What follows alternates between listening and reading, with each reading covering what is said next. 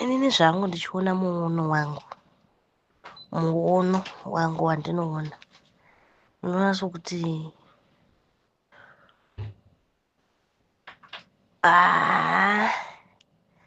munyika yeZimbabwe chaiko chaiko kuti tichiti tichiri nevanhu vari pamberi pedu vane mwoyo chekuziva kuti vanhuwo mukati mekurarama vanotoziva kuti vakakurawo upenyu hwairema kuti nhasi vasvike pavari ipapo. Vanhu ndo vanovamirira, ndo vanovatsigira. Tikada kutarisa kupinda kwakaita baba vaMnangagwa vachipinda pachigaro vakaiswa nevanhu, asi zvavakuita sokuti vanhu vakatovaisa vakashata, zvavakatoita vakakanganisa. But chandoda kutsanangura ndechekuti kana dai vanhu dai vatungamiri chaiko dai vaigona kuteerera zvimwe zvachona zvinombotaurwawo nevanhu vechivanhu, because kana takatarisa nyika yedu inyika yakabva kure, yakarwa hondo, ende panguva yavakarwa hondo vakarwa hondo vachimiririrwa nechivanhu. Chivanhu ndo chakaita kuti vasvike pavari nhasi, asi zuva ranhasi havachakwanisi kukoshesa chivanhu, vakukoshesa maprofits avakupa mari. Nhasi uno kudhoneta mari kuna profeti anoteverwa nevamwe vanhu vari kutomupazve mari kuti ararame pamake achidya, asi kune vamwe vanhu vari kurarama vari kushaya kana chekudya, asi vari kutadza kuwanawo kana pashoma shoma pekuti vagone kurarama nemhuri dzavo. Saka chandoda kutaura ndechekuti vabereki vedu, vana mbuya vedu, vana mai vedu vakatibereka, chavakarwira hondo hapana, rusununguko hapana, kunopedzisira kwacho nyika ichangodzokera zvemuvarungu, makonewa kuzvitonga pachizvinyu pachoma ipapo. Kana dai maipa sheya muchipa ani nani mukati menyika yeZimbabwe, hatisaitadza kuguta nokudya, makutotengesa zvefuti nyika. Machaina akuondomora makomo, machaina akuondomora makuva emadzitateguru edu, makuva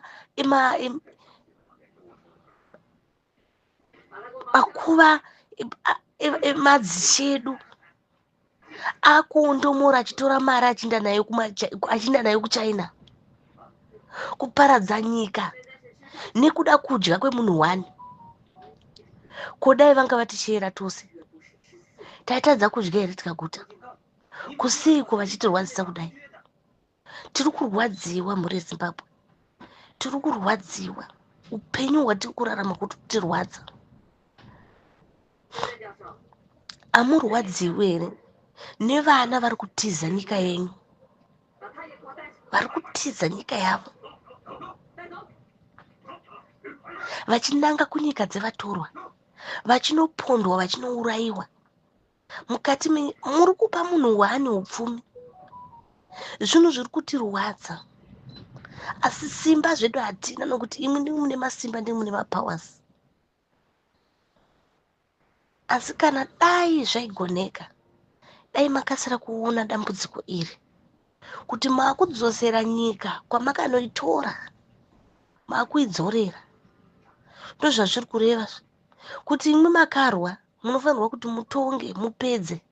Kana mapera mosi kutonga nyika, mudzosera nyika kumawere kwayakabva yotanga kusitatiwa nevachena. Ndovachatichengeta mangwana. Imi mazvitadza, makapiwa nyika. Muri kutadza kuita chivanhu chiri kudiwa mukati menyika yeZimbabwe. Muri kuzvitadza izvozvo kuziva kuti makarwa nyika, makarwa hondo. Pamakarwa hondo makarwa nechivanhu. Nhasi uno muri kushora chivanhu muchiti chivanhu chakasviba. Nhasi uno muri kushoropodza chivanhu muchiti chivanhu hachina kunaka. Asi munoziva kuti nguva yamakarwa hondo yanga iri nguva yanga yakaoma chaizvo. Asi chivanhu ndo chaikubatsirai. Nhasi uno maakupromota vamwe vanhu vasinganzwisike. Asi maakukanganwa vanhu vechivanhu. Maakukanganwa kuti mudzokere kuchivanhu muchinokumbira kuti zvino zvadai sezvizvi toita sei. Ndosaka maakuona vanhu vachiti zviri nani mudhilite. Mamwe masimba acho anenge akubva kuchivanhu. Kwamuri kuramba ikoko ndokunenge kwakutobva masimba acho kuti vanhu ava isusu takavabatsira kutore nyika yedu. Vakudzosera futi vakutengesa zvinyika. Kwakutotengesa nyika kwamakuita kuti tsvagira mbinga dzisina kana basa, kuti tsvagira vanhu vasina kana basa, vasina kana line. Vabereki vedu vakarwa hondo, madzitateguru edu akarwa hondo. Hapana kana chamuri kugadzirisa. Muri kutigadzirisa chii? Muri kutirwadzisa. Tiri kungotambudzika isu. Vane vabereki vasina kumboenda kana kunobata pfuti chaidzo vari kudya vachiguta. Isu vabereki vedu, madzitateguru edu akaenda kunorwa hondo, akarwa, vamwe vakatofira ikoko. Asi hatina kana chatiri kuwana, hatina kana chatiri kuwina. Vamwe vacho ndo vari kungochemawo kuti hatina kana chatiri kuwana. Uri kutoenda kutoireti neshizha chaivo. Asi usina kana chakaita kana kuita sei. Ari kuenda kutoireti netishu. Vakomana muri kutirwadzisa. Nzara dzatikuvadza. Kutiza misha yedu. Kusiya misha yedu ichita matongo.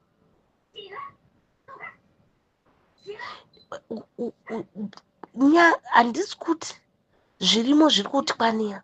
Asi kana dai maitipa pashoma tose muchitishesa zvaigona kutibatsira. Muri kutirwadzisa vadiwa vateereri. Muri kutirwadzisa vakuru venyika. Muri kutirwadzisa zvokuti pamwe kana zvikanzi amhenu kana kuda pakauyawo umwe pamwe zvichachinja. Dzidzai kuti shera. Dai muchitibatsirawo kuti chengetera vana mai vedu kumusha.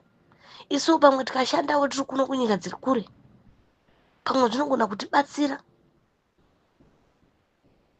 Towanawo padoko patinenge tawana. Muchitichengeterawo machembere edu kumusha uku. Tikawana padoko ipapo tinokwanisa kuti tibuilde upenyu hwedu hwamangwana. Tiziva kuti chembere dzedu dziri kupiwawo kana $50 pamwedzi. Dzinogona kurarama. Zvino kana maakungopa ivo vagara vane mari dzavo nechekare. Maakuvapa vamwe vachona ndo vari kutengerwa mazimota, ndo vari kuitwa sei. Ko kana mukaita mbinga dzisiri mari dzokuba, dzisiri mari dzenyika.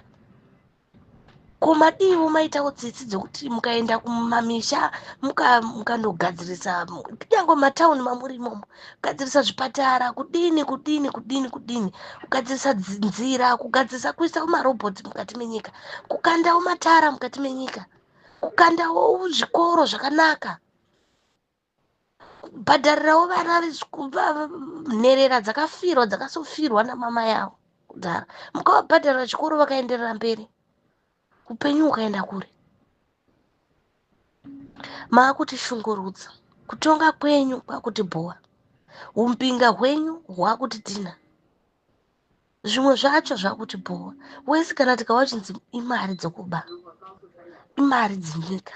Titakatotarisira kuti saka upfumi hwose huri kuparadziwa nemunhu uyu. Dai huri upfumi huri kutogwawo nemachembere edu kana kuti nevana vedu. Kana kuti nevana vatakatsirwa nevafi. Vachirarama pazuva ranhasi. Vachidyawo vachiguta. Muri kutirwadzisa. Hatina kana chatiri kusara nacho. Muri kutora zvenyika yachona muchihondomora. Ndokuri kuhondomora nyika kwamakuita. nokuti mari dzinodhonetwa ndodzamava kutora zvekuti muchipa vanhu vagara vane upfumi hwavo. Ndozvinhu zvinotibvadza, vagara vane upfumi vasina chinhu ke, vasingazikamwi. Vachazikamwa nani kana imi musingavaoni? Unopa munhu agara nemamiliyoni ake mukati mebhengi, womupa mamiliyoni. Zvinotirwadza zvamunoita, zvinotirwadza neushoma hwedu mukati menyika yeZimbabwe. Kana mari dzinodhonetwa chaiko chaiko, dzaikwanisa kutenga mushonga, dzaikwanisa kubhadharawo vanhu mari, kubhadharawo maticha nemanesi akagona kunotirapa zvakanaka, asingangotiti kana akatoona tichirwara tikati tasvika pachipatara voda kuti bhadhasa pasingadi kuti tibhadhare. Samai nepamunogona napo kuti muzame kuti gadzirisai mamistakes enyu panguva shoma shoma iyoyi inonzi mistake, nguva yasara iyoyi ngaingogadziriswa mamistakes. Even nyangwe vachauya ngatigadzirisirewo upenyu, regai kungotarisira upenyu hwenyu, nokuti imi muri kurarama upenyu hwemabhonibhoni, isusu tiri kurarama upenyu hwechibhoibhoi. Muri kutirwadzisa, muri kutirwadzisa. Hatisi kuti problem wongu mukati menyika yeZimbabwe hapana munhu asingazivi kuti mune masankcheni, mune nzara. Asi nzara irimo, zvatinowana hakuna muZimbabwe tikanada kuti zvitarisa chaiko chaiko zvemasankcheni totombodzita pasi tondara chigutesa. Asi chikutarisa kuti tidye chiguta inyaya yekuti isusu takutama nyika, takutiza nyika yedu nekuda kwevanhu vanoda kuzviita mbinga. Musada kuita munhu wani mbinga, itai munhu wese mbinga. Regai kutora vanhu vanenge vari padhuze nenyu muchingovaita mbinga. Tsvagaiwo kumaruzevha plazizve nesuwo vachona maZimbabwenzi tikada kungozi taita mbinga togoda kungodla tega tichisura toga. Zvimwe zvachona zvinotirwadza. Regai kuti kana mukapiwa mukana makudla muchisura moga. Izvezvizvi munhu unowana munhu achinopa munhu ane mari dzake, ane zvinhu zvake nechekare, ane musha wake, ane everything. Asi kune umwe munhu asitomborana pokugara izvezvi. Pane umwe munhu ari kufamba mustriti izvezvi ari kutambudzika asina kana tsee. But vanhu mungoramba muchipromota munhu wani, muramba muchingopa vanhu vane zvinhu zvavo. Sei muita utsinye hwakakura kudaro? Sei muchifarira zvinhu zvokuba, zvinhu zvokuba zviri kutirwadza mani. Zvinhu zviri kudhonetwa nevanhu izvi, zvicherwa zvedu zvenyika izvi zvamuri kutora muchitambisa muchipa vanhu vasina kana basa, vasina kana life. Vari kutirwadzisa isu. Regai kurwadzisa vanhu, regai kutirwadzisa mani. Muri kutirwadza, munoshaya kana power. Hatizive kuti tingazama kutsanangura kuti kudini kwamuri imimi. Zamai kuita nepamunogona napo. Regai kutirwadzisa, muri kutirwadzisa. Tapera simba, hatisina kana simba mukati menyika yechiberekerwa chedu. Hatichina kana simba. Nyangwe tikazouya ikoko hatisina kana simba. Mationdomora hama dzadu, mationdomora nokuti kuno kwachona kwatiri kungoshanda. Tikashanda mari kumusha kwane nzara. Ini pano pari kudiwa rendi, pari kudiwa chikafu. Handina kana pandokwanisa kuti rega ndisumukirewo nditi semunhu. Nyika yazara neurongwa kupera, asi nyika ine upfumi hwayo. Ushoma ihwohwo tinoda tichiguta kana tikadamburirana. Regai kuti munhu wani ndiye munhu anongodya chete. Kutirwadzisa mani, muri kutirwadzisa. Ndichatevera mucomment section. Handinei nemotikari yemunhu kana kuti nemari dzemunhu kana kuti nemari yekupiwa. Zamai kuti shera. Zamai kuti shera, kwete kuti munongopa munhu wani. Munongopa munhu wani.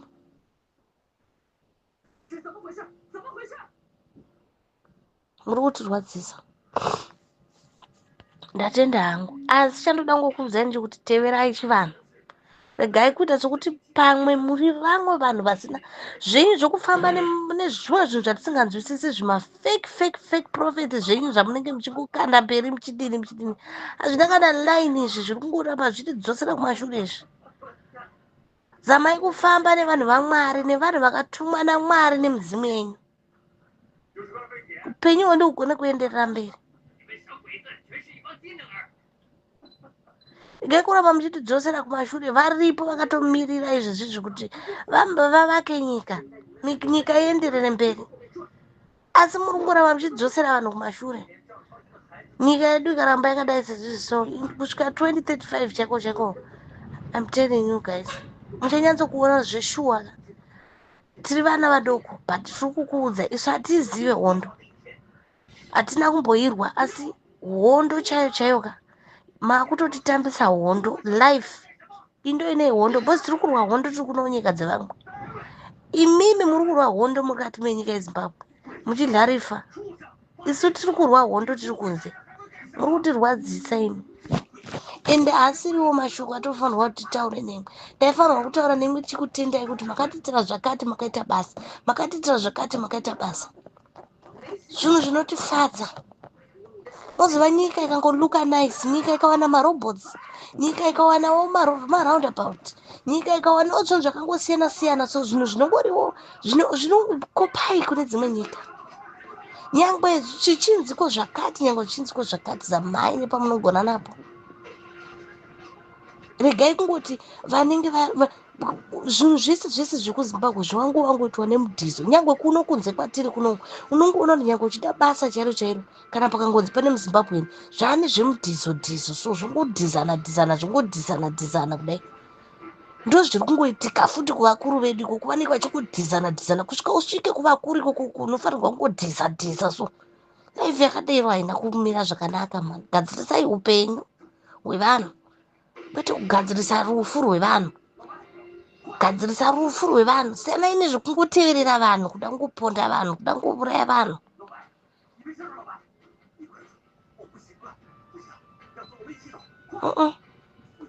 Mamai edu, mambuya edu akarwa hondo mani, achikubikirai sadza imi vanhu mani. Imi sei muchikanganwa vanhu vakakubikirai sadza imi? Sei muchikanganwa vanhu vaikurwirai mukati mehondo? Muri kuvakangamwa. Madii kudana masvikiro ese, mukadana masvikiro ese mukamaisa apo. Handina mbonzwa zvichinziko nguva yehondo makaenda pana pasta imi mukabatsirwa nani? Hapana, but chamuri kushanda hamusisina pfungwa. Mene pfungwa pamwe dzakatorwa kudhara mene. Thank you so much guys. Ndichateera mucomment section.